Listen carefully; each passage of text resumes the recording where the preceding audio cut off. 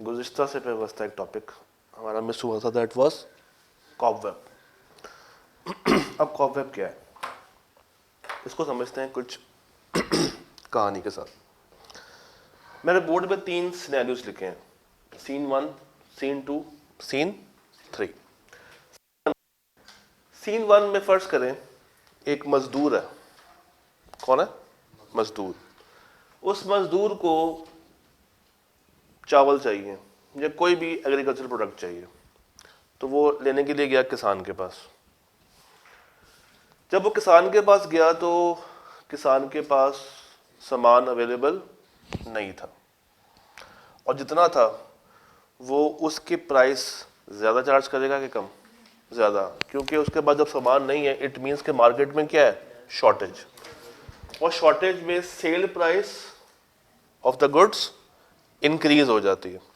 यानी कि ये वो फेज है जहाँ पे quantity demanded is greater than quantity supplied. तो इस फेज में सोच के बताइए, गवर्नमेंट जब एंटर होती है तो शॉर्टेज को कवर करने के लिए गवर्नमेंट कौन सी पॉलिसी लगाती है? Price ceiling. प्राइस सीलिंग कब लगाएगी? जब शॉर्टेज होगा, क्योंकि प्राइस सीलिंग से किसको फायदा पहुंचता है? कस्टमर को। तो उस प्राइस जो कि बढ़ती से बढ़ती चली जा रही है, गवर्नमेंट ने आके उसको थोड़ा सा रोका कि भाई ज्यादती ना करो, बट स्टिल ये इक्विलिब्रियम जितनी प्राइस नहीं होगी। अच्छा, ये जो किसान था सीन 1 के साथ बड़ा खुश हुआ, क्योंकि इसको नजर आ रहा था कि मार्केट के अंदर उसके प्रोडक्ट की डिमांड ज्यादा है, और किसान फिर अगले साल क्या करेगा? ज्यादा प्रोडक्ट मार्केट को देगा ताकि ज्यादा प्रॉफिट कमा सके। तो सीन 2, उसने सप्लाई बढ़ा दी। सप्लाई बढ़ा दी, ये नहीं देखा कि डिमांड कितनी है, कस्टमर को इग्नोर करके सिर्फ मार्केट में सप्लाई बढ़ाना शुरू कर दी। तो अगर उतनी डिमांड ना आ पाए तो हम कहां पहुंच जाएंगे? फिर से सरप्लस में। अब यहां पे quantity supplied is greater than quantity demanded. इस फेज में शॉर्टेज होगा या सरप्लस होगा? सरप्लस होगा। गवर्नमेंट आगे कौन सी पॉलिसी लगाएगी? प्राइस फ्लोरिंग की, जिसमें वो किसान से क्या कहेगी कि कोई तुमसे खरीदे या ना खरीदे, हम इक्विलिब्रियम से थोड़ा सा ज्यादा प्राइस देके तुमसे ये चीजें बाय कर लेंगे। तो पहले फेज में गलती किसकी थी? बायर की या की? पहले फेज में गलती बायर की है, क्योंकि उसने एकदम से अपनी डिमांड उठाई है, और उसकी गलती की वजह से उसको ज्यादा प्राइस भी पे करनी पड़ी। ऊपर जब सेलर ने देखा कि यार मेरी तो चीज मार्केट में बिक रही है, तो उसने ज्यादा प्रॉफिट कमाने के लिए एक तो सप्लाई बढ़ा दी, और दूसरा उसकी प्राइस भी इंक्रीज कर दी। तो बेचारा ये अफोर्ड फिर भी नहीं कर पाया, और किसने बाय कर ली? प्राइस फ्लोर के थ्रू, गवर्नमेंट ने। तो अब सेकंड स्टेज में मायूस कौन हुआ? किसान। किसान किसान किसान। प्रोड्यूसर ने फिर से अपनी सप्लाई कम कर दी, और बेचारा मजदूर ज्यादा डिमांड लेकर आ गया। ये साइकिल चलती रहेगी, मगर कभी भी हम इक्विलिब्रियम स्टेज पे नहीं जा पाएंगे। ये एक जाल है, ये है कॉबवेब है। हाँ, एक ट्रैप है, एक जाल है, जिसमें कभी क्वांटिटी सप्लाइड ज्यादा तो कभी क्वांटिटी डिमांडेड ज्यादा। मगर ये जो इक्विलिब्रियम पॉइंट है इसको हम अचीव नहीं कर सकते। गवर्नमेंट की कोशिश होती है कि वो प्राइस सीलिंग करे या प्राइस फ्लोर करे, कि किसी भी हद तक उसको कंट्रोल करने की कोशिश करे, मगर वो फिर भी कंट्रोल उस तरीके से नहीं कर पाती, क्योंकि इक्विलिब्रियम उसी वक्त आएगा जब डिमांड और सप्लाई बिल्कुल क्या होंगे? बराबर होंगे, सेम होंगे, इंटरसेक्ट कर रहे होंगे। जब कस्टमर को पता है कि सप्लायर कब कितना माल दे रहा है, और सप्लायर को पता है कि उसकी प्रोडक्ट की मार्केट में एक्चुअल डिमांड कितनी है। और अगर मैं कुछ टाइम के लिए गवर्नमेंट को माइनस कर दूं और ये किसान ज्यादा चीजें मार्केट में उठा के ले आए, और वो पेरिशेबल आइटम्स हैं, तो क्या नुकसान नहीं होगा उसको? तो गवर्नमेंट बीच में एंटर होकर उसका नुकसान कुछ हद तक कम कर रही है।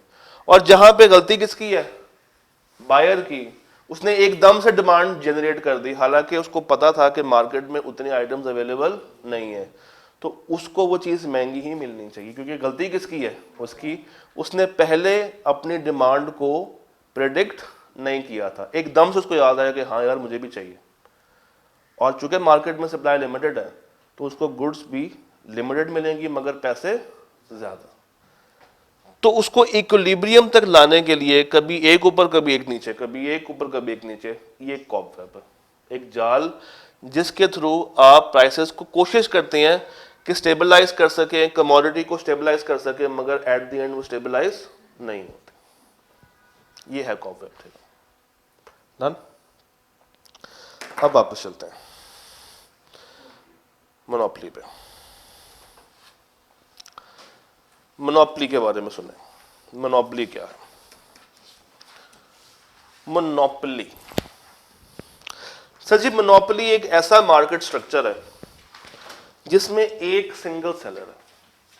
पूरी मार्केट में जो चीजें बेचने वाला है वो एक बंदा है, और उसी के पास से बायर्स ने आके चीजें बाय करनी है। बायर्स कहीं भी और जा नहीं सकते, क्योंकि बायर्स को कोई और सामान दे ही नहीं सकता। ये तो मोनोपोली है।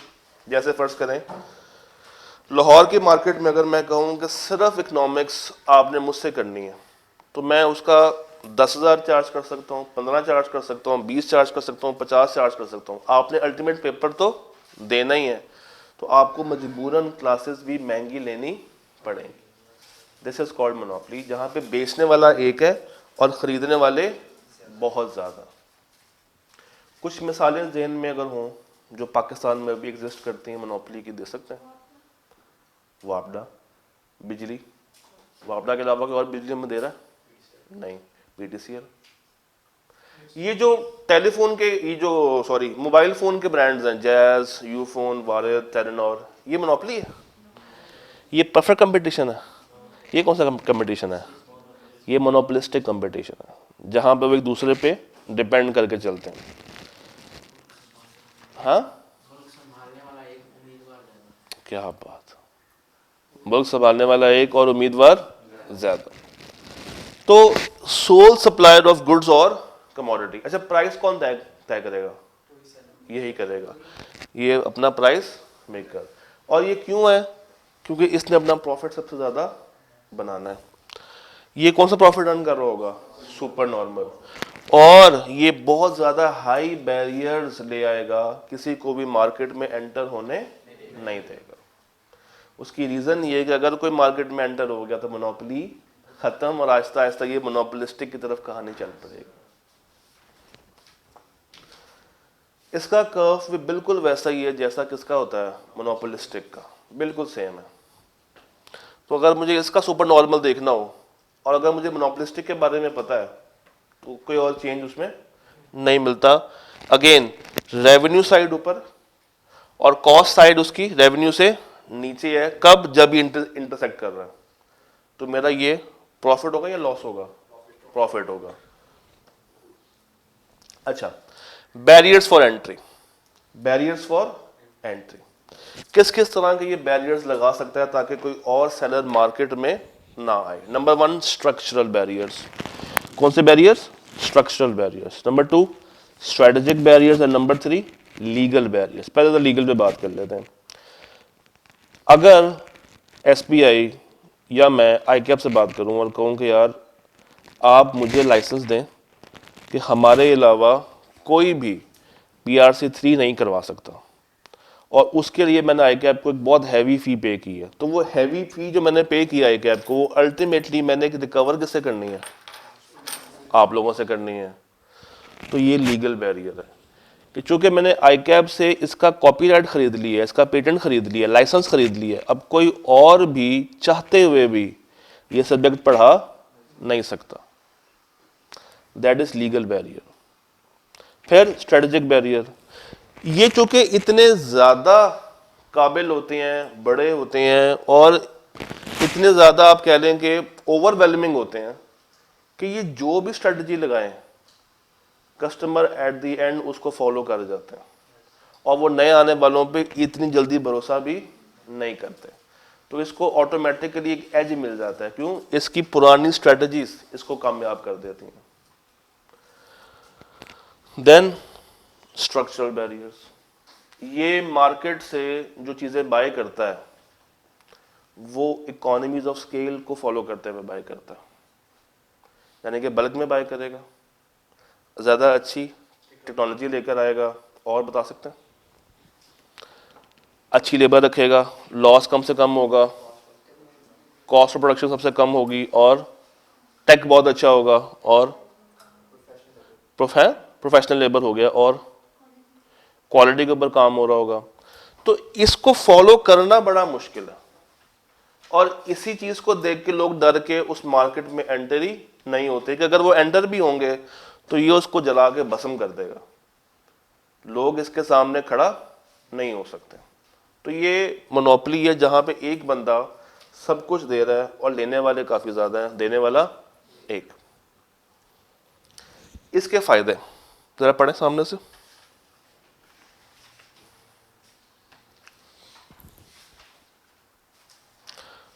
फायदे और नुकसान पड़ेगा।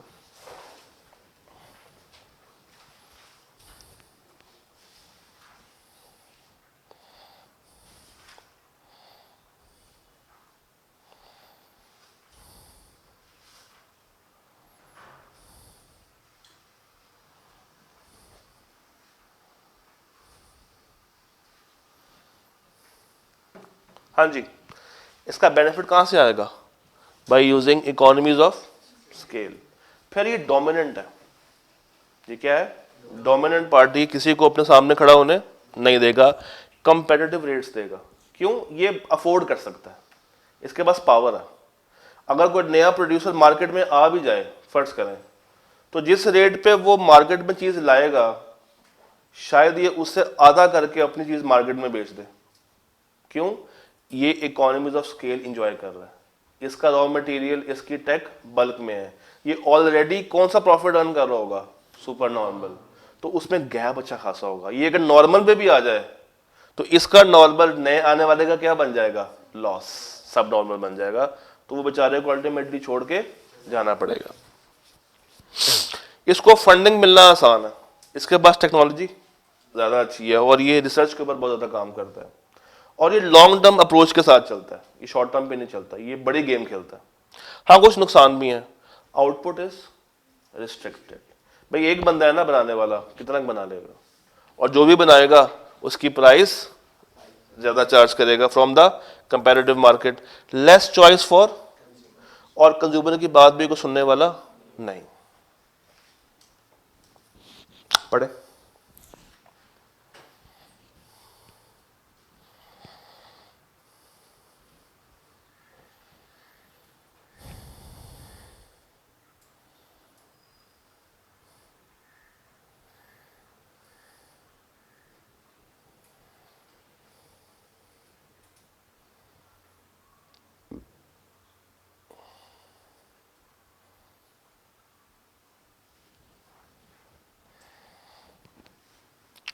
ये मोनोपोली वाला किसी भी तरह की इनएफिशिएंसी बर्दाश्त नहीं कर सकता, चाहे वो टेक्निकल हो, चाहे वो प्रोडक्टिव हो, और चाहे वो इनके अलावा कोई और एक्स इनएफिशिएंसी हो, एनी अदर देन टेक्निकल और प्रोडक्टिव। टेक्निकल साइड पे क्या है कि मशीनें काम नहीं कर रही, मशीनें महंगी हैं, या मशीनें बार बार ख़राब हो रही हैं, या उन मशीनों को यूज़ करते हुए प्रोडक्ट महंगा पड़ रहा है।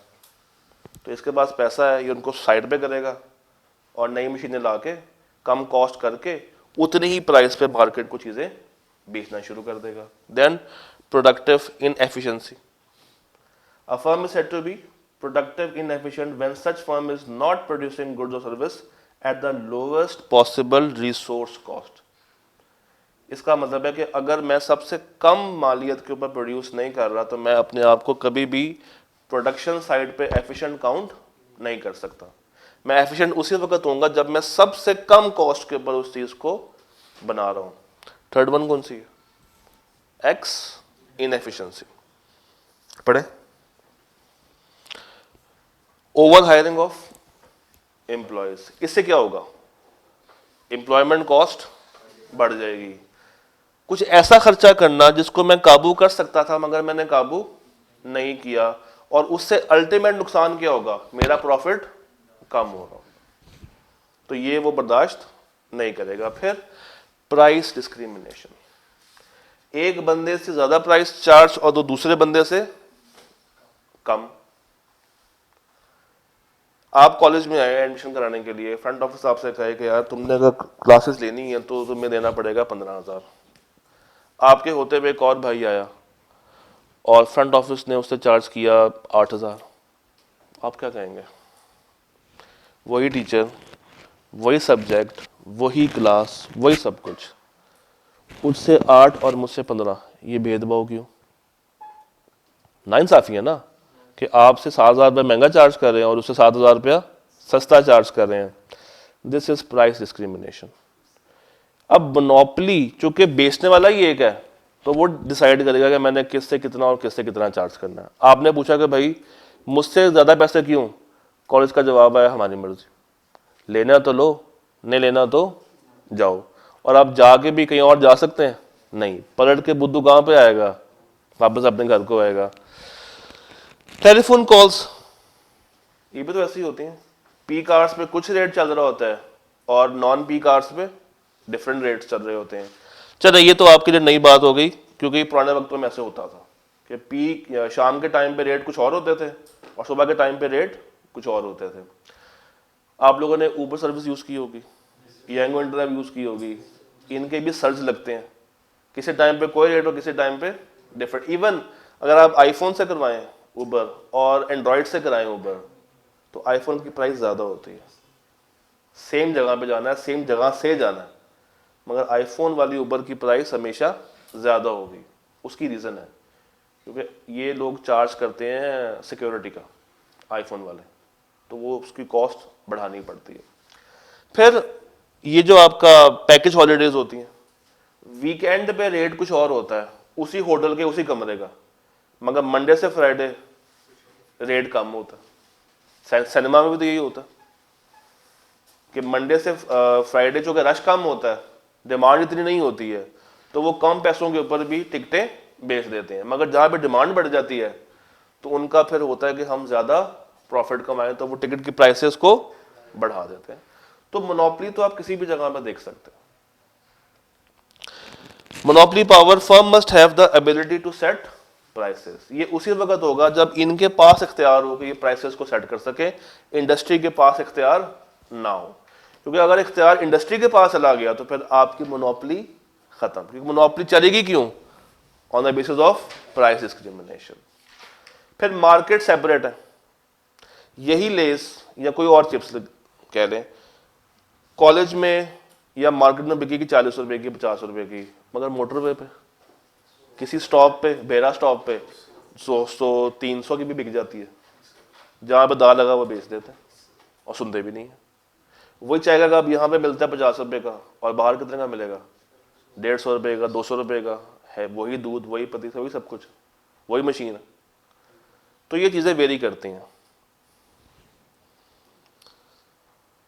अब यहाँ पे एक आखिरी बात, जरा स्लाइड्स को गौर से देख के बताइए, लेफ्ट साइड और राइट साइड में क्या फर्क है। लेफ्ट स्लाइड और राइट स्लाइड में क्या फर्क है?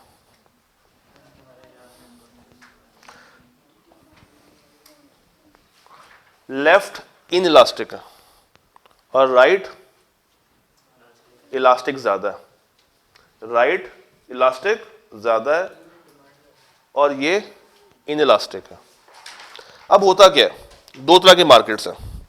एक वो मार्केट है जहां पे कस्टमर बहस करेगा कि प्राइस कम करो, और एक वो मार्केट है जहां पे कस्टमर बहस नहीं करता, उसको जितनी भी प्राइस चार्ज करें वो खामोशी से पे करके चला जाता है। तो कहां पे इलास्टिसिटी ज्यादा होगी, पोश इलाकों में जहां पे बहस नहीं होती, या कंजस्टेड इलाकों में जहां पे बहस होती है? कहां पे इलास्टिसिटी ज्यादा है? जहां पे बहस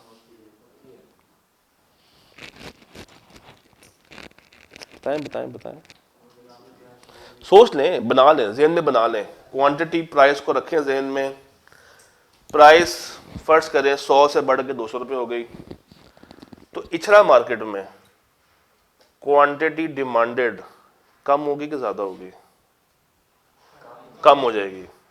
तो इसका मतलब है कि चेंज इन क्यू कम है और चेंज इन पी ज्यादा है। इलास्टिक या इन इलास्टिक? और दूसरी तरफ आ जाए, पोश में प्राइस तो बढ़ ही गई मगर चेंज इन क्वांटिटी उतनी ही है। पहले वाले में आपने कम की थी, दूसरे वाले में अगर आप प्राइस बढ़ा रहे हैं तो वो उतनी चीज बाय कर लेंगे, वो आपसे बहस प्राइस के ऊपर नहीं करेंगे। अब सोच के बताएं, आप सोचें।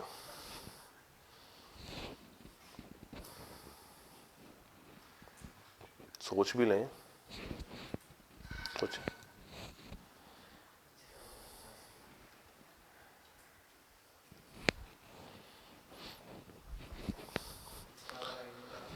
लिख लें, मैं लिखवाता हूं, लिख लें, लिख लें, लिख लें। जहां पे डिमांड, जहां प्रोडक्ट की डिमांड इन इलास्टिक है, जहां पे प्रोडक्ट की डिमांड इलास्टिक है, जहां पे प्रोडक्ट की डिमांड इलास्टिक है, जिस मार्केट में प्रोडक्ट की डिमांड इन इलास्टिक होगी, जिस मार्केट में प्रोडक्ट की डिमांड इन इलास्टिक होगी, वहां पे ज्यादा प्राइसेस भी चार्ज की जा सकती है। वहां पे ज्यादा प्राइसेस भी चार्ज की जा सकती हैं। वहां पे ज्यादा प्राइसेस भी चार्ज की जा सकती हैं। तो ये मैं किस मार्केट की बात कर रहा हूं? पोश मार्केट की, defence side for example, Gulberg, यहां पे ज्यादा प्राइस चार्ज की जा सकते हैं। लिख लिया? अब आगे, जिस मार्केट में डिमांड इलास्टिक है, डिमांड इलास्टिक है, वहां पे कम प्राइस चार्ज होगी, वहां पे कम प्राइस चार्ज होगी, वहां पे कम प्राइस चार्ज होगी।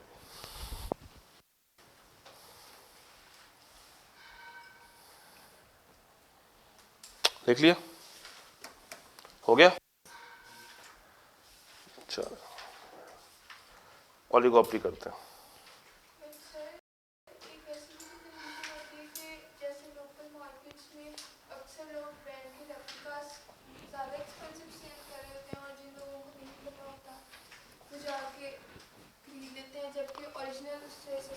हमारा इसमें अजम्पशन ये है कि कस्टमर के पास नॉलेज है। अगर कस्टमर के पास नॉलेज ही नहीं है तो वो अपने लिए खुद खराब कर रहा है मार्केट को। बाकियों के लिए मार्केट वैसे की वैसी ही रहेगी, मगर वो इंडिविजुअल बेसिस के ऊपर उसका कर्व बदल जाएगा। ओलिगोपोली या ओलिगोपोली, ओलिगो, सर जी फ्यू सेलर्स आपस में डिपेंडेंट, एडवर्टाइजमेंट ज्यादा, साइजेस एक दूसरे से मैच नहीं करते, इजीली मर्ज कर सकते हैं, गुड्स कैन बी होमोजेनियस या डिफरेंशिएटेड। ये ओलिगोपोली बेसिकली दो तरह की होती है, एक कोल्यूसिव और दूसरी नॉन कोल्यूसिव। कोल्यूसिव किसे कहते हैं, जरा बता सकते हैं? ओ सॉरी, कोल्यूसिव किसे कहते हैं? कोल्यूसिव, कोल्यूसिव कहते हैं मिलजुल के काम करना। क्या कहते हैं? मिलजुल के काम करना। कोल्यूसिव इज मिलजुल के काम करना। एक एग्जांपल लेकर चलते हैं।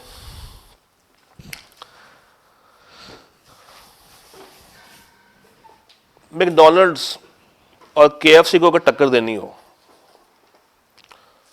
तो क्या अली अंडा शामी बर्गर उसको टक्कर दे सकता? नहीं। क्या बर्गर किंग टक्कर दे सकता? देने की थोड़ी सी काबिलियत रखता है मगर उतनी ज़्यादा काबिलियत नहीं रखता। अगर मैकडॉनल्ड्स को टक्कर दे KFC, फिर बताएं, टक्कर देने की काबिलियत भी ज़्यादा है।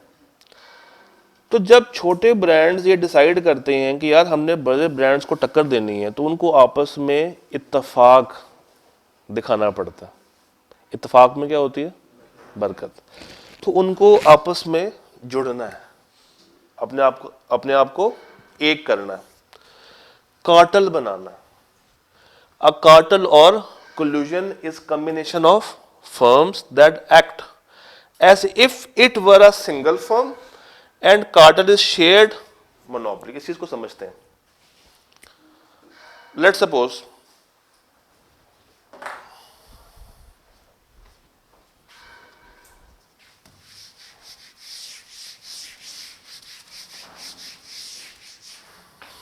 से ये ए मार्केट में अकेला है, तो ये किस फेज में होगा? मोनोपोली की फेज में होगा। इसको टक्कर देने के लिए पहले बी आया, अकेला बंदा था, टक्कर नहीं दे सका। बी की सपोर्ट पे सी, फिर आया डी, फिर आया ई, फिर आया एफ, फिर आया एच। 1 2 3 4 5 6 और 7 लोग आपस में मिले और फिर जाके टक्कर दे पाए किसको? ये ऐसा ही है कि एक रेसलर खड़ा हो रिंग में, बिग शो टाइप, देखा हुआ? चले, तो उसको गिराने के लिए कम से कम कितने लोग चाहिए होंगे? 7। मगर 7 तो उस वक्त गिरा पाएंगे जब ये 7 तो आपस में कोल्यूजन बना के चलेंगे, इत्तेफाक में चलेंगे, तब जाके वो बड़े प्लेयर को मार्केट से वाइप आउट कर सकते हैं, निकाल सकते हैं। ये है कोल्यूसिव ओलिगोपोली, जो उस वक्त कायम की जाती है जब मार्केट में से मोनोपोली को खत्म करना हो। मगर इन 7 को फिर आपस में यकजू रहना पड़ेगा। ये फिर ये डिसाइड करेंगे कि हम में से कोई भी प्राइस एक दूसरे से कम तय नहीं करेगा, हम आपस में लड़ेंगे नहीं, आपस में कोई प्राइस वॉर नहीं होगी। क्योंकि अगर आपस में लड़ना शुरू हो गए तो उसका फायदा कौन उठाएगा? ए। फिर ए को गिराना मुश्किल हो जाएगा। ये है कोल्यूसिव ओलिगोपोली। ये दिखने में तो इंडिविजुअल्स हैं, मगर एक आंख इसको एक सिंगल फर्म के तौर पे ले रही होगी। यानी कि ये सारे मिला के मैं कहूं, फर्ज करें ये एक्स है और अब ये एक्स इस ए को टक्कर दे सकता है। अब पता नहीं आपने वो कार्टून देखे नहीं देखे, पावर रेंजर्स कभी देखे? पावर रेंजर्स बेन 10 का ये फिट नहीं बैठती वो। खैर आप 90s के तो है नहीं। एक कार्टून आता था कैप्टन प्लेनेट, उसमें 5 लोग होते थे, उन 5 के हाथ में रिंग्स होती थी। वो 5 जब अपने रिंग्स को इस्तेमाल करते थे तो एक बड़ा सुपर हीरो निकल के बाहर आता था, सुपरमैन टाइप। उसका एक रिप ऑफ बनाया था उन्होंने। तो 5 इंडिविजुअल तो मुकाबला नहीं कर सकते, मगर जब आपस में जुड़ेंगे तो एक विलन को टक्कर दे सकते हैं। फिर 5 को मुझे एक काउंट करना पड़ेगा, एंड दैट इज कोल्यूजन या कोल्यूसिव ओलिगोपोली। पढ़े?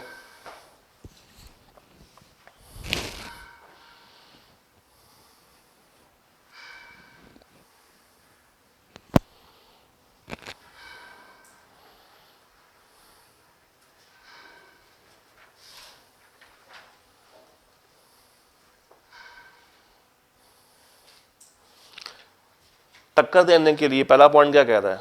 फ्यू फर्म्स आएंगी, ऑपरेट करेंगी और आपस में एक दूसरे को अच्छा जानती होंगी। सेकंड पॉइंट, ये ओपनली कम्युनिकेट करेंगी, कॉस्ट भी ओपनली बताएंगी, प्रोडक्शन भी ओपनली करेंगी, ताकि किसी को भी कोई एक्स्ट्रा नुकसान ना हो रहा हो। जो टेक्निक है और जो कॉस्ट है वो हर फर्म की तकरीबन क्या होगी? सिमिलर। प्रोडक्ट्स भी क्या होंगे इनके? सिमिलर। हाँ, इनमें से किसी एक को वो अपना मुखिया बना लेंगे। मुखिया क्या होता है? सरपंच, सरदार। एक बड़ा बना लेंगे जो कि हाँ, जो कि बाकियों के मसले साथ साथ रिजॉल्व करवाता रहेगा, क्योंकि अगर कोई बड़ा ना हो तो ये आपस में यकजू नहीं होंगे। There are significant barriers on entry of new firms, क्योंकि जब इनके अलावा अगर कोई और आएगी पता नहीं कि वो साथ मिलेगी या नहीं मिलेगी, तो वो उसको फिर एंटर होने नहीं देते, क्योंकि हम रिंग में आगे मुकाबला करने के लिए अब कोई ना है। द मार्केट इज स्टेबल, और आपस में कोई प्राइस वॉर नहीं, और गवर्नमेंट इसमें दखल अंदाजी नहीं करती, क्योंकि अगर गवर्नमेंट आ गई तो फिर वो बड़ी आसानी से मोनोपोली को खत्म कर देगी। तो ये कौन सी है? कोलूसिव ओलिगोपोली। कौन सी? कोलूसिव ओलिगोपोली।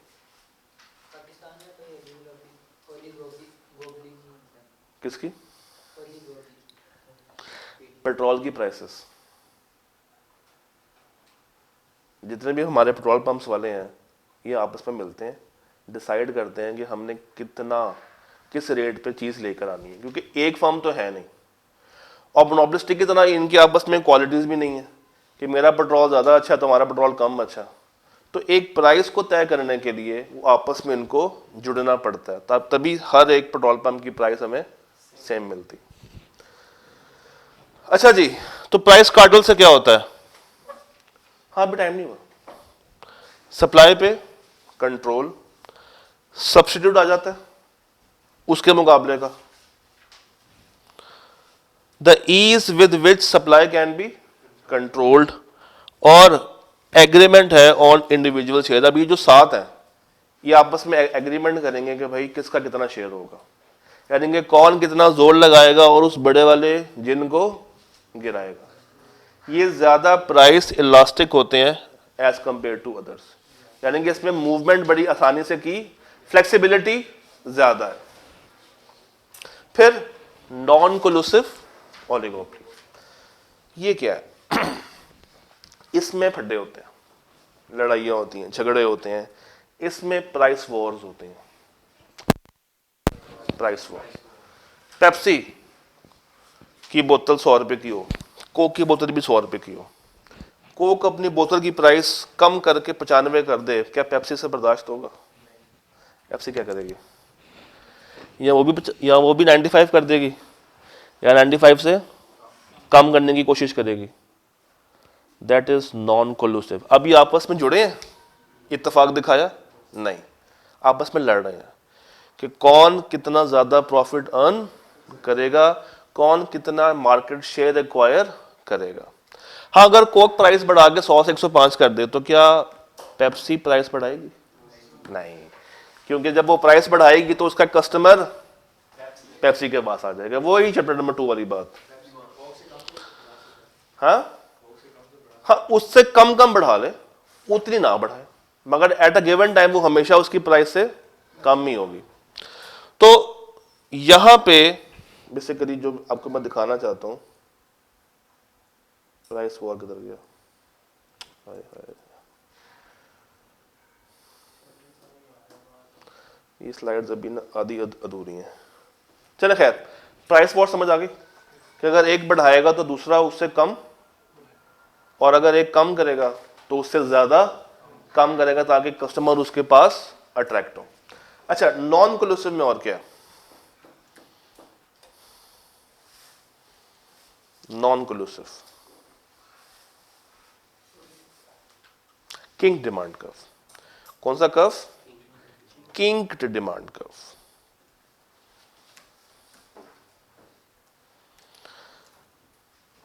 अभी मैंने आपको कुछ लिखवाया था, जरा पढ़ के सुनाए।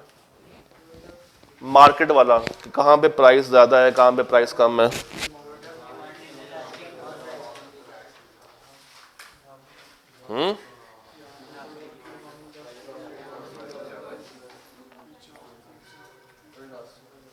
क्या प्राइस हम लोग बढ़ा सकते हैं किस में? इलास्टिक में या इनइलास्टिक में? इनइलास्टिक में। और प्राइस कहां पे नहीं बढ़ सकती? इलास्टिक में नहीं बढ़ सकती। अब देखें, अगर मैं कोक और पेप्सी की ही मिसाल लेकर चलूं तो इनिशियली तो दोनों की कोशिश होती है कि प्राइसेस आपस में सेम रखी जाएं, ताकि किसी का भी कस्टमर किसी के पास ना ट्रांसफर हो। मगर एक भाई थे, भाई का नाम क्या था? स्वीजी। भाई का नाम था स्वीजी। स्वीजी ने बिलीव किया कि यार जो राइवल फर्म्स है ना, पेप्सी का राइवल कौन है? Coca rival. Will follow a price decrease policy but may not follow price increase. ये तो बात अभी हम कर रहे थे कि वो प्राइस डिक्रीज को तो फॉलो कर लेगा मगर प्राइस इंक्रीज को फॉलो नहीं करेगा, जिससे एक किंक जनरेट होगा उसकी डिमांड का होगा। किंक कहते हैं बल, खम, मोड़। किंग डिमांड का भी शो करता है कि जो डिमांड कर्व है वो मोर इलास्टिक है बिफोर अ सर्टेन पॉइंट और इन इलास्टिक है आफ्टर अ सर्टेन पॉइंट। तो ऊपर वाली साइड क्या शो कर रही है? मोर इलास्टिक। और नीचे वाली साइड क्या शो कर रही है? In elastic. ये किंग डिमांड कर्व है कि एक कंपनी जो आपस में राइवलरी रख रही है, प्राइस वॉर्स रख रही है, वो हमेशा फॉलो करेंगी प्राइस डिक्रीज पॉलिसी मगर इंक्रीज कभी भी नहीं करेंगी, और अगर करेंगी भी तो उतना करेंगी जहां तक दूसरा है, उससे ज्यादा इंक्रीज नहीं करेंगे। अच्छा जी, अजम्पशंस क्या है किंग डिमांड कर्व के? पढ़ लें।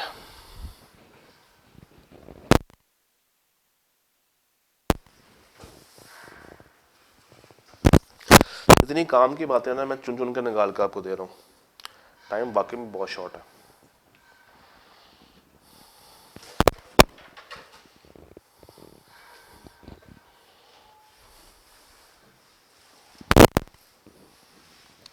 ये भी पढ़ लो, एडवांटेजेस।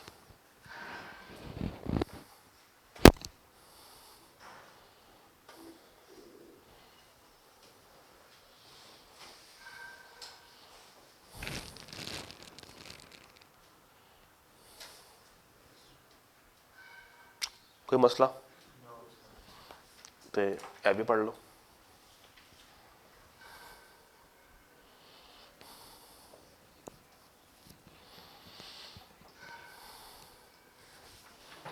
डन। सदाकल्लाहुल अज़ीम। अब एक छोटी सी मैथ करते हैं। आज हम खड़े हुए हैं थर्ड डे पे और हमारे कितने चैप्टर्स खत्म हुए? किससे क्यों हम पढ़? 3 खत्म हुए। कितने रह गए हैं? 10। दिन कितने रह गए हैं? 4। और पर डे एवरेज कितनी आ रही है? 2.5 चैप्टर्स की। तो कल से कमर कस के आइएगा क्योंकि मौसम बदलने वाला, बिगड़ने वाला है। कल मुलाकात करते हैं मैक्रो के साथ।